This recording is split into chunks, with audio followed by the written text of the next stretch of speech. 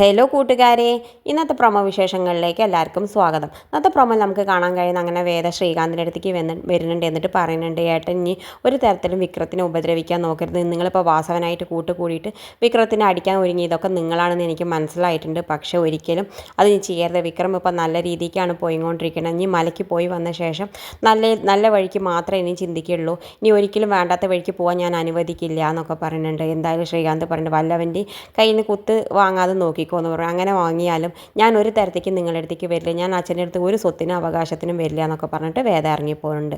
പിന്നെ കാണിക്കുന്നത് നമ്മുടെ ശ്രീ പ്രോഡക്ട്സ് തുടങ്ങുന്നുണ്ട്, ഉദ്ഘാടനം ചെയ്യുന്നുണ്ട്. വേദ വളക്കൊക്കെ കൊളുത്തി ഉദ്ഘാടനം ചെയ്യുന്നുണ്ട്. നമ്മുടെ വിക്രമാണെങ്കിൽ എല്ലാ തരത്തിലും അതിന് സഹായിക്കുന്നുണ്ട്. മുത്തശ്ശി പലഹാരം ഉണ്ടാക്കി കൊടുക്കുന്നുണ്ട്. എല്ലാവരും നല്ല രസമായിട്ട് ആ സംരംഭം തുടങ്ങുന്നുണ്ട്. പിന്നെ കാണിക്കുന്നത് നമ്മുടെ വിക്രമാണെങ്കിൽ അച്ഛൻ്റെ കൂടെ വലിയ ലോകിയായിട്ട് കൃഷിപ്പണിക്കൊക്കെ സഹായിക്കേണ്ടത്. ഇതൊക്കെ കാണുമ്പോൾ വേദയ്ക്കാണെങ്കിൽ വല്ലാത്ത സന്തോഷമാവുണ്ട്. എന്തായാലും വിക്രമിനെ മാറ്റിയെടുക്കാമെന്ന് അവൾക്കുള്ള ഉറപ്പുള്ള മനസ്സിൽ വന്നു. വിക്രമാണെങ്കിൽ വേദ പറഞ്ഞത് മുഴുവൻ കേൾക്കേണ്ട. ദിവസേന അമ്പലത്തേക്ക് പോകുന്നുണ്ട്, അമ്പലത്തിൽ തൊഴുകുന്നുണ്ട്, എല്ലാം ചെയ്യേണ്ട. വേദ പറയുന്നതൊക്കെ അനുസരിക്കുന്നുണ്ട്.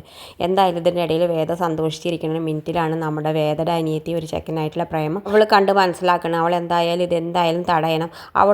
അവളെ വിചാരിച്ചിട്ടേ അച്ഛന് ഒരു സമാധാനം ഇല്ല. ഇനി അനിയത്തിയും കൂടി വേറെ വഴിക്ക് പോയി കഴിഞ്ഞാൽ അച്ഛന് തീരെ മനസ്സിന് സുഖം ഉണ്ടാവില്ല എന്ന് അവൾ മനസ്സിലാക്കിയിട്ട് അവൾ അത് മനസ്സിലാക്കാൻ വേണ്ടി അനിയത്തിയുടെ അടുത്തേക്ക് പോകേണ്ടത്. എന്നിട്ട് അനിയത്തിയോട് പറഞ്ഞ് മനസ്സിലാക്കാൻ വേണ്ടി വാതിലൊക്കെ തൊട്ടിട്ട് പറഞ്ഞു കൊടുക്കേണ്ട. ആ സമയത്ത് അനിയത്തി ആണെങ്കിൽ അവളോട് വല്ലാതെ ദേഷ്യപ്പെട്ടിട്ട് പറയുന്നുണ്ട്, ചേച്ചിയുടെ പണി നോക്ക്. ചേച്ചി അച്ഛൻ പറഞ്ഞതൊന്നും കേട്ടിട്ടില്ലല്ലോ, പിന്നെ ഇപ്പം ഞാൻ മാത്രം എന്തിനാ കേൾക്കണം എന്ന് പറഞ്ഞ് ചേച്ചി വാശി പിടിക്കണം എന്നൊക്കെ പറയുന്നുണ്ട്. എന്തായാലും വേദയ്ക്ക് ഇതൊക്കെ കാണുമ്പോൾ വല്ലാത്ത വിഷമമുണ്ട്. എങ്ങനെയെങ്കിലും അനിയത്തിയെ മാറ്റിയെടുക്കണം എന്നാണ് അവളുടെ മനസ്സിൽ മുഴുവൻ. ഇത് കാണിച്ചുകൊണ്ടാണ് ഇന്നത്തെ പ്രൊമോ അവസാനിക്കുന്നത്. ഇതുപോലുള്ള പ്രൊമോ വിശേഷങ്ങൾ നിങ്ങളുടെ മുന്നിൽ എളുപ്പത്തിൽ എത്താൻ ഈ ചാനലൊന്ന് സബ്സ്ക്രൈബ് ചെയ്യാൻ മറക്കരുതേ.